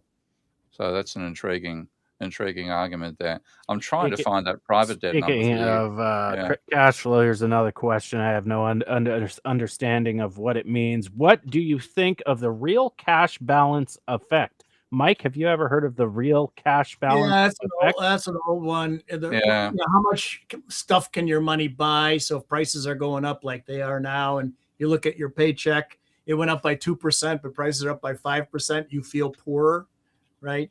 Or the wealth effect, the value of your accumulated wealth is going down due to inflation, that you feel poorer. So yeah, there's certainly that has an impact. I think it's asymmetric though. I think on the way up, it really gins up the irrational exuberance when your money balances are exceeding the level of inflation and you feel wealthier. You start to really let it rip in terms of your spending and investing. You get into a little Minsky thing, and and it's probably asymmetric. It's not quite the same, symmetric on the way down. Yeah. Would be my guess. Well, I think partly that was the effect that people were saying, there'd be a fall in the price level that'll make people feel wealthier and they'll spend more. So in that sense, a fall in the price level is self-correcting. That's sort of the argument that was used to try to fight against Keynes's ideas about needing government spending. Yeah. And it's garbage. Yeah. Okay. Yeah. It's one of these attempts to say the system is self-balancing when in fact you're in the middle of a downward spiral courtesy of debt deflation. Okay. Well, I had some opinions there, but I gave up on them. We got another one from Reagan. Reagan asks, Steve, where did collateral come from? British expansion of mortgage lending. After Thatcher, probably, Hey, Steve, let's stop here. The whole finding the data thing, that's over during a live stream. You got to answer the question. I'm actually even deriving. You got to pay attention to the. Sorry. Okay. Hey, sorry to tell you, but I've actually already solved the problem. Shaking keys. Sorry. Yeah, I'll just actually show the secured credit for looking at the Bank of England. They're going to stuff up my legality here. This is secured debt from that database as a percentage of GDP, and you basically get it flatlining all this way through, and then it takes off after 1980. So it shows that Maggie Thatcher falling for Milton Friedman meant that England started getting the American disease of rising levels of private debt and speculation. So Maggie's achievement was to turn Britain into a small version of America. Congratulations, Maggie.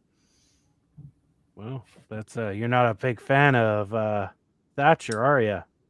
Well, dude, she's a fan of Milton Friedman, and anybody who's a fan of Milton Friedman has serious problems.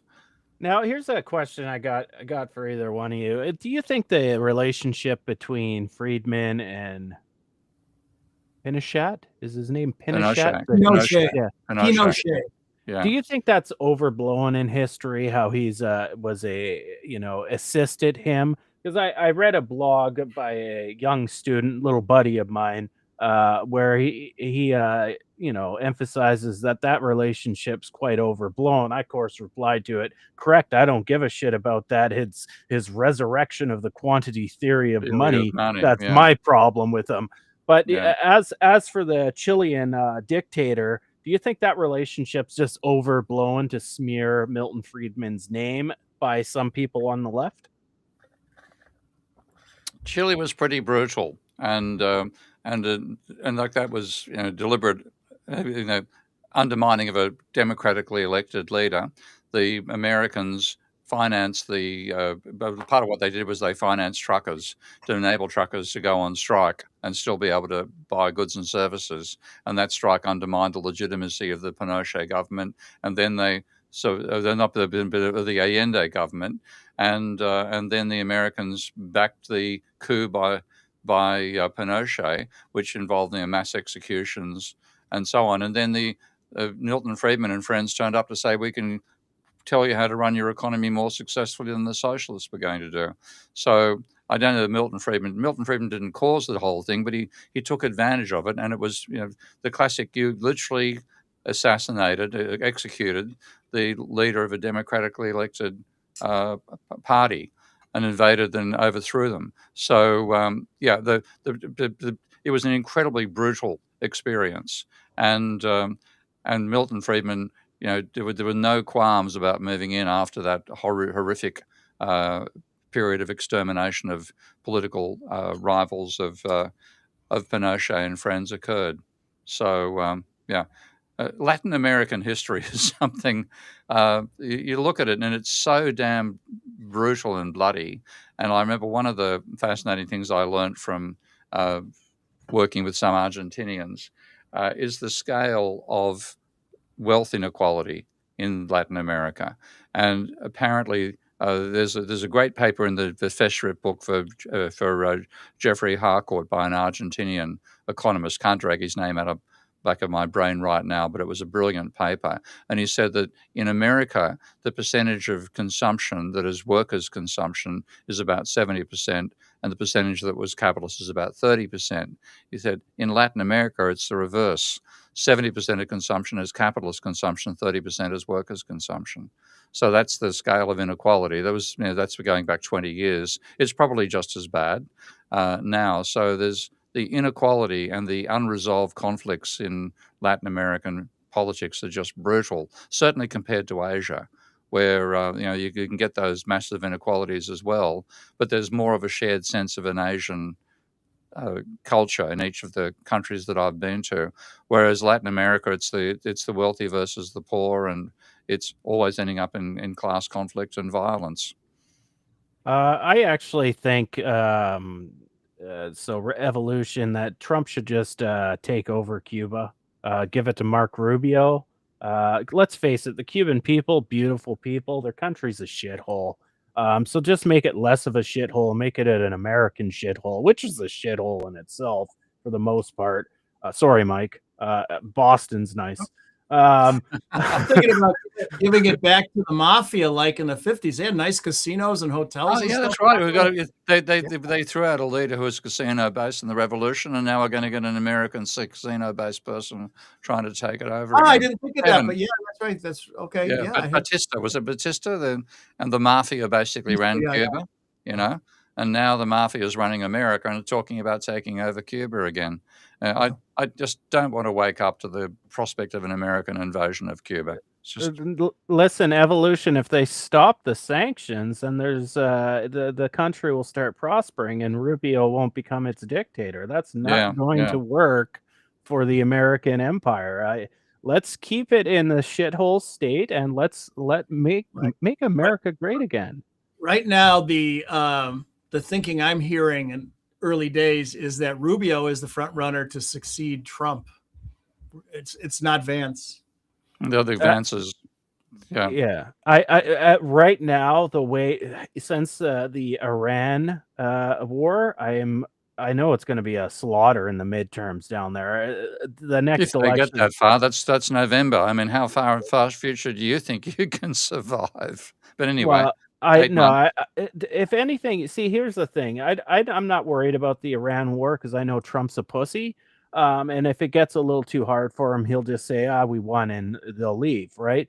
I don't think it goes much further than where it's at now, but that's just my personal opinion.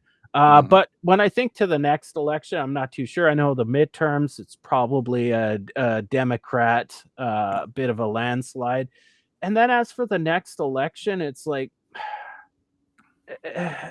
if Trump settles down and becomes the lame duck president like all other presidents that are on the way out, then maybe people like Rubio can smooth the waters out and he has a chance. But I think there's too many smart Americans that are going to be like, you know what? We like the Republican ideals. We're conservatives, but that's too far. That's too far. We're Yeah. moderate conservatives. We're not weirdo conservatives. So I don't think if it's Rubio's window, boy, he's coming in at a shitty time to be a Republican in the next election. I'm not saying you know what? I think Rubio is actually one of the moderate ones on that little inner core. You see him sitting on the couch like this when Trump is saying all the bullshit that he always says, and he's just like Keeping his head out of. Yeah. it's like, oh my god. I remember that with Mike Pence when they had the argument with Nancy Pelosi and the other guy, I forget his name, that ran the Schumer? Senate. Yeah, Chuck Schumer. And Yeah. I was looking at Pence and he was slouched back in the chair like he wasn't sitting forward like Trump does to try to dominate the situation. Yeah. And I thought, Jesus Christ, that inner circle is an awkward inner circle. So, Well and yeah. truly. Yeah. I had Yeah. a question. Somebody asked a legitimate question here. Let me Oh, you're not find one it. of those. Yeah. Legitimate. Oh, Okay. here we go. Which one wasn't respectful? Sorry. It is respectable. There you go. Respectable question. Okay. Respectful? Is it a respectful question or a respectable question? It's both, actually. Yeah. Okay. It's a reasonable question. Not something about tweets. I'm gonna have to do some investigation. Do people see money as I do, namely a thing that is to flow from buyers to sellers? And so the focus has to be on how to get money to buyers to start the cycle. Well, It's a very Steve, Keynesian kind of view, I suppose. Yeah. Okay. Well, it's a view that money is there for transactions. So how do we facilitate money's use for enabling transactions to occur? I think there are two sides to that. Actually, there's money as a way of facilitating transactions, and there's money as a way of facilitating innovations. And this is the thing which the credit system is better at. When it's restricted to innovations in the industrial sector rather than financing speculation. But one of the ways that Austrians and neoclassicals, neoclassicals don't really think about money, but Austrians do, and what they see is money is a inhibitor. Money is a control unit in the system. In fact, money is an enabler. And so when you look at the Milton Friedman's argument, inflation is always and everywhere a monetary phenomenon, basically says increase the money supply causes prices to rise. But when you take a look at the structure of the financial sector, where the private sector is by far the dominant creator of money, it's not a restriction on economic activity, it's an enabler of economic activity. And so when you look at the increase in oil prices in the 1970s, and this was Basil Moore's research, the increase in the oil price is what caused the increase in the money supply, because all these companies had lines of credit that they negotiated in that they basically had unaccessed credit cards in a household sense. And so when the oil price went up by a factor of 4, they paid the price because they needed the oil. It was absolutely desperately necessary for their manufacturing processes. And therefore, the increase in the oil price caused an increase in the money supply. So you get the causation in the opposite direction. But if you see money have a creative role, then Schumpeter's arguments, I think, are brilliant. In his theory of economic development, he basically saw what the function of the credit system, as well as creating money for transactions, was creating money for entrepreneurs. And if money does that, if money is provided to give people who've got a good idea but no money, the money to turn that good idea into a product, that's the creative side of both capitalism and its monetary system. And that's what we should be trying to enhance, to get the money system to enable innovation to occur and enable transactions to occur as well. We've ended up with it enabling financial speculation, but not enabling genuine product innovation. And that's the true strength of capitalism. That's what we should be enabling the monetary system to enhance. Mike, do you agree Steve, with that? Yeah, pretty much. Let me ask you this, Steve. So do you think that speculation is the bane of capitalist systems, and that something like a Tobin tax would be good to kind of apply to everything, so you don't get housing bubbles and bulb bubbles and exchange rate bubbles and stock market bubbles, or all this irrational exuberance? And I'd also ban margin lending. And I can't think of a less creative version of lending than margin lending, because that's one of the remarkable pieces of data I saw when I looked at the 1920s. Because have you ever seen anything called the Global Financial Database? Nope. Global Fin Data. Take a look, Motai, you can find. You've got to subscribe to get it. It's something which was the guy who did his PhD on collecting obscure data sources as far back as he could go, and he's got data back to the year 1100 in terms of price of wheat and things like that in the UK. Fascinating data set. Well, what part of it was a margin data set. So, that gave me margin data, I think, from about 1916 forward to when the SEC took over and collected the margin debt. Now you can get that from the SEC. And so I had the data from the SEC, which starts about 1950 or so. And then I thought I'll tack on this data from the Global Financial Database. Then I saw the margin debt for the 1920s. And it went from, I think in 1922, it went from 1% or 0.5% of GDP to 9% by 1929. And this is back when margin debt lets you put down a 10% deposit and buy, 10 times as many shares. So $100,000 as a deposit into a margin account meant you could buy $1 million worth of shares, 10-to-1 leverage. So we went from 1% of GDP to 9%. No bloody wonder that the stock market started the Great Depression, because instantly masses of people were written off completely just by the one-day fall of 10%, let alone the impact of a 90% fall in the stock market between 1929 and 1932. And its margin debt became dormant for the next 40 or 50 years, running along at about 0.5% of GDP until the 1980s came along. And then you had the Greenspan put, the financialization of the system and so on, and margin debt rose from about 0.5% of GDP again to 3 and 4%. And when you fit that margin debt to the Case-Shiller price index, the change in margin debt to the change in the change of the level of the Case-Shiller index, you get an absolute rigid fit. The margin debt is causing the booms and busts of the stock market. Just ban the damn thing. If you want to buy shares, use your own money. Get rid of borrowed money for it. So really, then, what's causing a lot of this stuff is expectations, right? Human expectations. Expectations without credit are just an argument in a bar. It's when you let the expectations be credit financed, then you get the feedback. You got to be able to act on them, of course. Yeah. But so now we get into, how do you model or conceptualize expectations? And of course, Keynes wrestled with this, with the beauty contest and all that. Then of course there's rational expectations, adaptive expectations, and what have you. But it's really quite an important, in terms of modeling, I think, maybe getting a handle on just how do you model. Is it herd behavior? I You think know, herd behaviours. I mean, yeah. that's where Keynes's beauty contest was absolutely superb in terms of what do people do in that market. You know, that's the idea that you've got a contest, and this used to happen in newspapers too, of course, a contest to pick the most attractive person out of 100 women's faces. And Keynes would check out the men as well, as we all know, but nonetheless, let's stick with female. Okay. So you have 100 female Hit faces. from both sides of the plate. Oh, there you go. And you've got to work out the most attractive one. He said it's not a case of picking the one who's objectively the most attractive, or even the one that the average opinion is going to think is the most attractive. You have to work out what the average opinion expects the average opinion to regard as the most attractive, and then you'll win the contest. Of course, he was a very successful stock market speculator, so he knew what he was talking about in that front. You're playing off what other people are arguing. Have you ever seen the old movie Trading Places?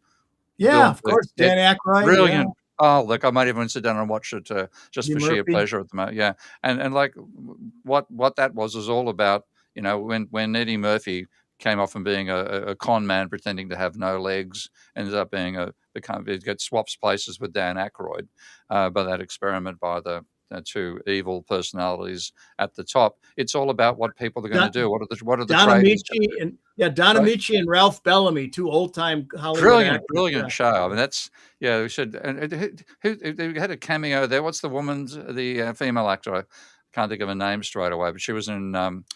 Jamie Lee Curtis was. Yeah, Jamie Lee Curtis, a brilliant role there as a prostitute with a heart of gold and all that. It's a great movie, and it just sends up the whole speculative, non-creative, gambling nature of the stock market. And at one stage, Eddie Murphy's having what they do explain to him before he gets the swap and rolls. He said, "Sounds to me like you're a couple of bookies." Well, that's true. That's what it's glorified gambling. His street smarts. Yeah, it was. Yeah, great little movie. Thanks, Jules, for the super chat. Yeah, we like to talk about private debt here, and because you just gave me money, I can pay a little bit of my private debt off. So, booyah! Thank you very much. What else do we got here? Denmark, I might actually out of the three on the screen, it has to be Thai. I don't know what you're talking about. I'm a little bit suspect on what that is referring to. There's a smiley face with a tongue hanging out. So, actually, was that the Keynes gay part? Are you saying I'm gay? Might be which one's the most attractive face. Yeah. Okay. Game time. This is ageism. Okay. Actually, now we had the Denmark. You want a few dollars back to Denmark? Because let's take a look at Denmark private debt level, and this is the classic story. It's always the private debt that's dominant, not the government debt, despite the obsession of politics and newspapers. So there's government debt in Denmark, which starts in 1992 at what is that? It's about 60% of GDP, and it's now down here around the 40% mark. There's your private debt level, 250, almost 300% of GDP. So again, it's private debt that dominates, as usual. Wow. Okay. Game time. Pete Sampras or Andre Agassi? Steve? Andre, I must say. Wow. Okay. Wow. Okay, I was a Sampras fan because I'm an ex. Tennis was one of my potential careers. Younger than McEnroe, so about 4 years younger. So there was a possibility that could have happened if I stuck with a tennis career. But I like the serve and volleys. I like the single-handed players. All this sort of stuff. And I hated Agassi. I modeled my game on Rod Laver, right down including my serve. But obviously Federer did the same thing overall, but his serve is different. My serve is a carbon copy of Rod Laver's serve. So the whole damn story. Left-hander as well, so I even used the same hand that Rod Laver used. So Rod's my model, and of course you'd think I'd go for Sampras. But then when Agassi won Wimbledon, it took my breath away because I thought the wimp is avoiding, he's sticking on hard courts. He's not going to try the grass. He goes to grass, he wins the tournament. And I love the precision of his shots. I think in terms of double-handers, he's got one of the most attractive double-handers going. And his personality and what he's been through as a human being and all this sort of jazz, I'm definitely an Agassi fan. So even though I prefer Sampras's game, I think Agassi is a more interesting human being, and his game itself was marvelous. The quality of his ground strokes and the precision and power of that forehand and so on. So yeah, Agassi fan ahead of Sampras. Wow, Because I'm shocked. there's no question about who I'm a number one fan for, and that's Federer. Yeah, I'm shocked. I was sure you were going to go with us. I always thought Agassi, this was in the 90s, was the Yeah. cool one, but Sampras was a better technical overall player. When Oh, it yeah, came yeah. V versus V, he was slightly better in my opinion. He just wasn't as cool for the game of tennis. Like Agassi, I think he had the Nike deal. Like he was a good face. Cut off denim shorts, long Yeah. hair. Yeah, the long hair when he was bald. Yeah, that sort of stuff. Yeah, yeah. Mike, better baseball world champions, Venezuela or the United States? Oh, the Venezuela did it, so God bless them. Yeah, I know that. I'm rubbing that in your face, like. Oh, I didn't subtly. realize I was getting my face rubbed in it. Okay. Oh yes, I am. I am. I'm. You're the American proxy on the show. Yeah, Sorry, Yeah, but what I mean is America has been champions. I think the last one was 2017. They were champs. And I'm saying, as champions of the world, who serves the world better as being baseball champions? let somebody else have it. I mean, that's fine. Wow. Well, too, it's not like you look at the roster of a Major League Baseball team and it's all people who born in Oklahoma or something, Nope. So, yeah, I mean, I kind of like it when other nations are good at stuff and they beat us. Okay. Why should, because otherwise it gets boring. The U.S. always wins everything because we're bigger and richer and whatever. It's like, that's no fun. True ambassador. This is a true ambassador to America. Wish there was more American sports fans like you. Okay, next one: Boston Bruins or Toronto Maple Leafs? Oh, Bruins. So, backstory here. This is personal. Where I live, it's the B's and the C's, baby. I get that. So where I live as a Vancouverite, we hate the Leafs. Out of all the Canadian teams, because they get all the money, all the attention in Canada, all the other teams are kind of low-level teams. Even Edmonton, who's now the highest, second highest valued team in the world. So right up there with Manchester United. They don't make the revenue like they do, but their valuation's now second highest on the planet. Now, even they kind of sit second fiddle to the Leafs. So I hate the Leafs. Boston, I'm still not over 2011 in the Stanley Cup loss. Okay, so fuck them too. So I wanted to see where you stood there, Boston. Yeah, okay, Boston fan. You were sad when Marchand left, eh? Canadian boy, by the way. And he wins a cup. And he wins a cup with Florida. He's a tough sumbitch, and he isn't the biggest guy, but he's a tough guy. He's really now was always booed when he came back to Vancouver because he was in his second year, rookie year, when he was with Boston when they beat Vancouver. But over the last few years since the Four Nations, Canadians as a whole are recognizing he's been in the league a long time, and he's just an overall hard worker. Like he's the guy you want on your second line. I'm starting to like the guy. I cheer for him. I hope he maybe gets one more cup before he's done his career. Do I have another one for Steve? Steve, neoclassical economics or Austrian economics? Oh God, well, Austrian, because at least they realize that equilibrium is not a thing. They give them credit on that front, and they've got some vague understanding of the monetary system, but of course they get it wrong. They believe it's fractional reserve banking, so they fall for the textbook myths, and they focus on innovation. And like this is the thing which is so fucking frustrating about the neoclassicals, because if the 3i Atlas actually had aliens on it and they landed on the planet and they're doing observation, would they look at capitalism and say, oh, equilibrium? Give me a break. They'd say evolution, change, and volatility. That's the real nature of capitalism. So the Austrians, even though they're infected by believing the system is near equilibrium, they realize that the strength of the capitalist system is innovation and change. And it's the neoclassicals have made it almost like a Soviet approach, and it's all about stability and equilibrium and everything being balanced. That's a total fallacy. So at least the Austrians are on the right side there in terms of the true strengths of capitalism come out of innovation and evolution, not bloody equilibrium. Yeah, Austrians. Yeah, I think they're also kind of considered heterodox because they don't conform. Yeah, well, that's only they're because not heterodox in the sense of institutional economics. No. But they are not in lockstep with the orthodoxy of the profession. Yeah. And mistaking mathematics for stability. I mean, they're pre-complex systems thinking, the neoclassicals, where the Austrians, to some extent, have got some awareness of that. If you read Hayek's Nobel Prize speech, I think it was the first one to be given the fake Nobel by the Swedish Central Bank. He talked about how you can't model the economy because of complexity. But what he meant by complexity was complicatedness. And he predates, I think he got that in 56, didn't he? Was it 56?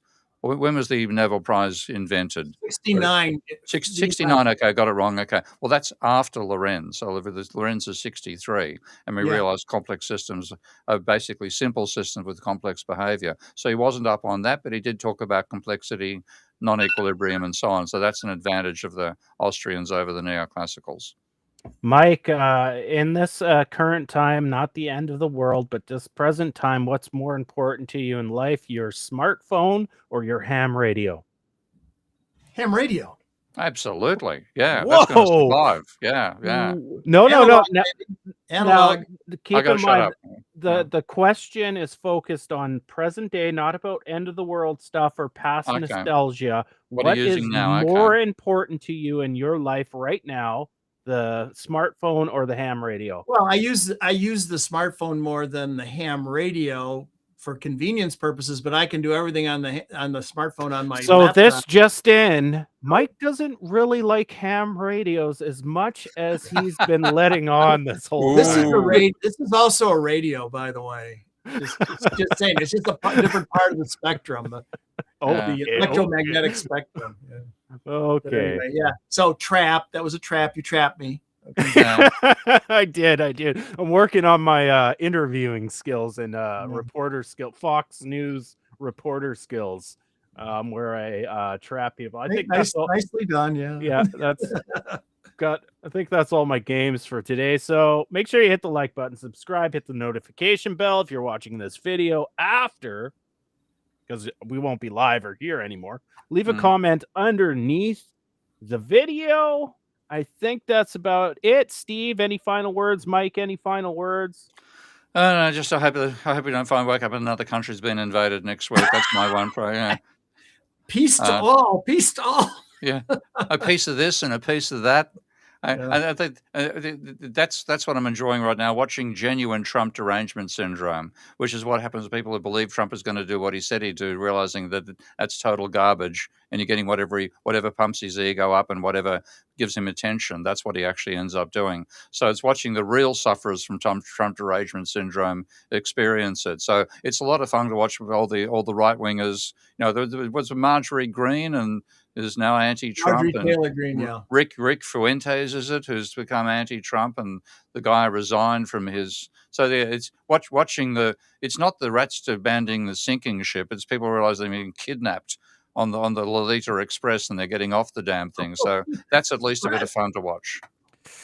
Well, on that note, we will see you next week. Bye-bye.